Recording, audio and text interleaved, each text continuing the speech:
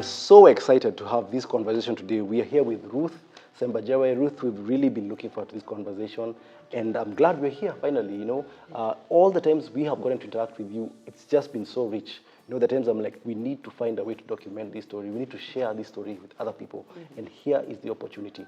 So, of course, your bio is one which has been shared and will continue to be shared, and I think we'll put it up with the audience of this particular installment. But would like you to tell us how you view yourself, you know, and who Ruth is, and of course the different influences that have come into your life to make you who you are. So take it away, Ruth. Okay. So let me begin by saying that my confidence is basically based on the fact that the Lord Jesus Christ is my Lord and Savior. Amen. That's my background. Yeah. And has been wherever I've worked and wherever I've been in the world. Who I am was shaped by my father. Amazing. He worked in the colonial government. He started off as a teacher and then ended up as a policeman. Okay. But the side of the teaching really helped us out, because he viewed colonialism as it was bad, of course, but for him, he took the gift out of all this mess, and that's a gift he gave us. That's amazing. The gift he gave us is that you can be whoever you want to be in this world, and nobody should tell you otherwise. He also told us that education will get you where you want to go. Yes. And without an education, you can't go anywhere, but with an education, you can be whom you want to be and go anywhere in the world. Yes, and that's what we aspired for, but it was also experiential. We used to live in Nyeri, where we lived for about, he was posted there for almost 30 years. Whoa. And he'd bring us to Nairobi, he would take us around, and he would take us on the streets and say, you know, he would show us the people who are pulling the carts and the street children, and he says, this is what happens when you don't go to school. So that was really ingrained in you. Yes. From a very early age. From a very early age. Yes. He would take us on an aeroplane and take us around the city. And so we'd have that experience. So everything we did with them was experiential. Absolutely. And so it's that grounding that makes me who I am today. It's amazing. And it's a grounding that regardless of where I have been in the world and what kind of treatment I have gotten, you can't shake me. So you're very clear about who you are? I am very clear about who I am.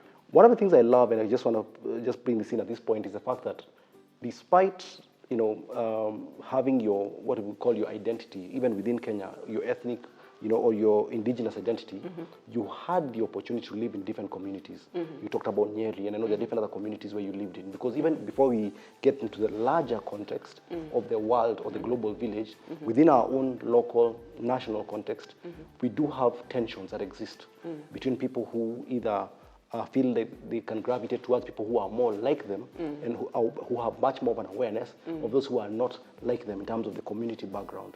What was that like for you, having lived in, for instance, Nyeri, which I know is not necessarily your indigenous home county? For me, I think we moved around quite a little bit because my father was a policeman. Came with a job. It came with a job. Yeah. But I think we stayed in Nyeri most of the times, and I speak the language fluently. You wouldn't know I'm not one of those. But for me, I never stopped to think that you're from a different ethnical background. Yeah. Because our upbringing was to embrace everybody. Correct. And living in Nyeri, we did embrace people. I mean, I went to school with, it was just in the 60s, I went to school with people from all over the country. Correct. And different races. Yes. By the way. So for me, it's, that's what makes Kenya so, how do I say? That's why Kenya is so blessed, because we have got so many people. We have got what, over 42 tribes that we, whatever, and people are different. They bring in, diversity is beautiful if it is embraced the way it's supposed to be. God-given way it was supposed to be embraced. Absolutely. Because everybody brings a difference to the table, and it's also a learning opportunity. 100%. Yeah, and it's also an opportunity to respect what is being brought on the table, and the person who is bringing on the table, they are different. They're not like me. So the thing about diversity, and even as you say that, Ruth, I really appreciate the fact that one of the words I've learned, and I really love putting next to diversity, is valuing. It's one thing to have awareness of diversity, but we must value diversity. I need to look at the other person who is not necessarily like me and value what is good or what is great about them.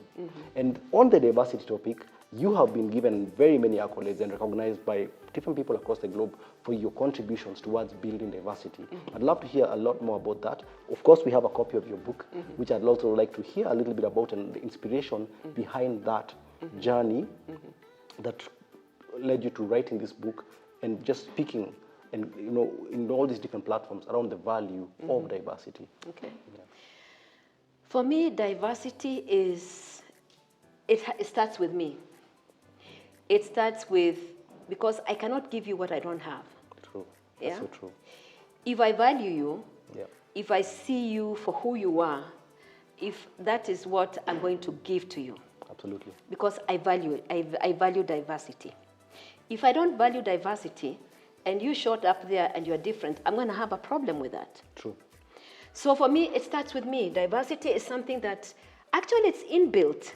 It's just that it's been warped because of people's experiences and look at children when they're small. It doesn't matter what the, backgrounds they come from. They play together. In the same way. In the same way, Correct. Somewhere along the line, something changes because of the information and the experiences that we have. That's so true. So for us to be able to embrace diversity, we need, first of all, to be comfortable within ourselves. That's so true. Because if we're not comfortable within ourselves, diversity is going to be a hard issue for many. It's a very hard road to travel. It's a very hard road to travel. Yes. People are different. That's so true. I don't judge because I know who I am. And you're clear and you're I'm comfortable. clear and I'm comfortable. But I'm going to want to listen to what you have. And if that's a route, whether I believe in it or not, that's you, it's your way. It's your truth. Let's just put it this way. Absolutely. Yeah, it's Absolutely. your truth. So when we talk about diversity and we talk about changing systems and changing policies and whatever, the basic person who needs to have that understanding is really the human being, me. So the central unit or the very beginning of the diversity convention is self. It's self. So it's how I view myself. It's how I view myself. And how I view those around me. Exactly. So it can go either way. It can go It well. can go south. either way. It can go. So how I view myself, so that when things that are being thrown to me come my way, that we might be uncomfortable with somebody else. Same thing may not be uncomfortable with me because I know who I am. That's so fascinating. I love one of the stories you've shared with me about how, because of the amazing roles you've played, some of the phenomenal roles you've had in some large organizations, global organizations, there's some privileges that came with them. And in your book, which I know you'll get to speak a little bit about the color of privilege, and we'll probably put a little bit more of information about it, you actually just highlight that color, in fact, if I may, is actually a privilege. It says that a God-given revelation of skin color and privilege and how to use it to your advantage. So the reality of the matter is that it's not that only certain people groups have a privilege. No. We all have. Okay. So I'd love to hear more about that. All of us, irrespective of the color, of your skin color, that is a privilege. It's a God-given privilege. And we don't choose our skin colors. Absolutely. The way they're given. Yes. And I discovered this is a God-given privilege because of working with having gone to school, for example, first of all, in the US, and for the first time realizing that there is we and there is them. So there's the whites and the blacks. True. And they have all got issues, and I couldn't understand because in my history class, slavery ended a long time ago. But I realized that these people have carried whatever traumas and issues happened generation from generation to generations. Yeah.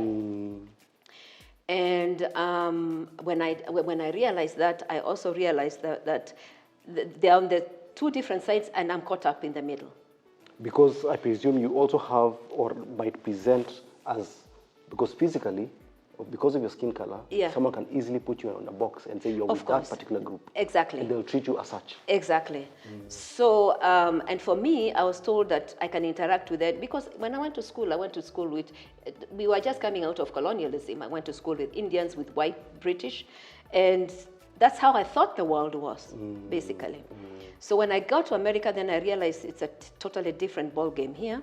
And I realized that I don't belong to any of the groups. So you need to be conscious and intentional Conscious, about creating that identity. conscious and intentional. So I interacted with both groups, without any. That's why I'm saying diversity is about who you are. So you can interact with either groups without feeling I am not good enough. Without feeling, I love that you're saying, because even as you say, as I interact with both groups or different groups, there is how I feel about myself and how that influences or affects how I will engage with these people. Exactly. And as you continue, I'd love for you to also probably highlight on this issue of bias.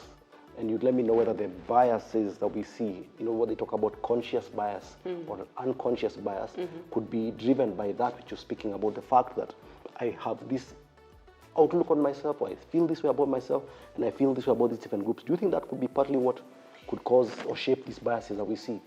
That doesn't take away the biases, by the way. The biases will still exist. It doesn't take away the biases, because even the fact that I know who I am. Correct. Does not stop me from recognizing that I had things, I saw things. Yes. That would make me think like, you're like this. Like, for example, when I was growing up, we grew up in an area in Nyeri where, we interacted a lot. My friends were Indians and so forth. We used to go to their place, we eat their food, they come to our place, they eat our food and so forth. Correct. But having had the biases that my parents had against, Indians, it carries. You have to really say that you are completely, like in a bubble or in a vacuum where you would say that I am not affected by what I've heard, by what I've seen. It's a choice.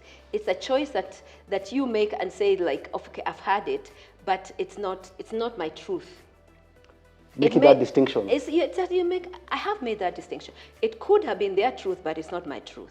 You have to make a conscious decision and say, I will not make this the reality. That doesn't take away also hearing as you go along, of course, like either the Germans, this is their management style, or the Africans, this is their management style, and all that. The biases exist. Correct. It's what we do with the biases.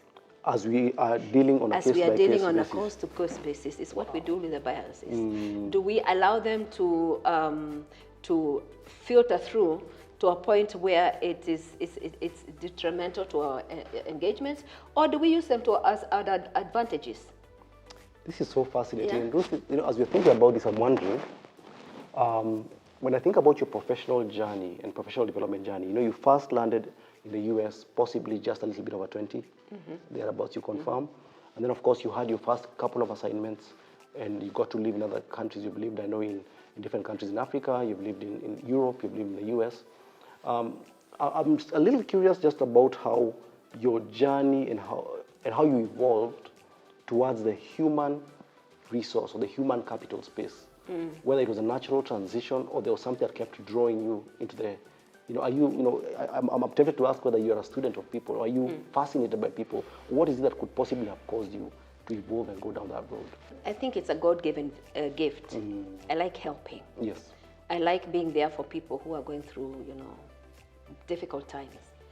And I think that's why I went and did social work. Correct. Because I wanted to help people. Yeah. For me, people are like flowers, like a rose, for example. Yes. And a lot of thorny things happening out there. But if I can step in and help you blossom in this bush of thorns, yes, that for me gives me a lot of satisfaction. That is success. That's success. Success is the blossoming of the rose. It's the blossoming of the rose. So in the blossoming of the rose is helping people either in advancing their careers, helping people who are stuck in their journey in different ways. It could also be in the personal domain. Yes. People have come to me for that. It could be helping people with mentor coaching. I love coaching. Coaching is a passion, and I think a God-given, gift for me. So whether it's mentor coaching that I'm doing, or working with groups in doing systemic, team coaching, or one-on-one executive coaching, that is what I thrive on. Because it's my passion and I love doing it. And it's helping people. And for me, it's a blessing that my clients are from all over the world. So it's a very diverse. It's a diverse. And with people with all kinds of, unique challenges. Yes. And what I'm hearing is that, of course, your journey that has taken you to work and live in these different countries enriched or has enriched the offering that you give. It has enriched me a lot because having worked in an organization where people come from all different, countries, and it was a wealth of information for me and an experience. And it's like working in a culture, but you're also bringing different cultures from all over the world into that culture. Absolutely. Basically. Yeah. And when we're coaching, we have to look at the whole system. Absolutely. So it's interesting when, I have that background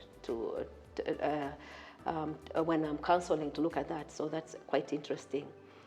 But the journey with whether it is diversity, whether it's coaching, whether it is identity, all this, if it's not my faith in my God, I don't think I would be as peaceful, and it would flow and show out as it is. As it is, yes. That's amazing. I really enjoyed this conversation, and what I'm picking up from this is that, of course, it's an authentic journey that you've had.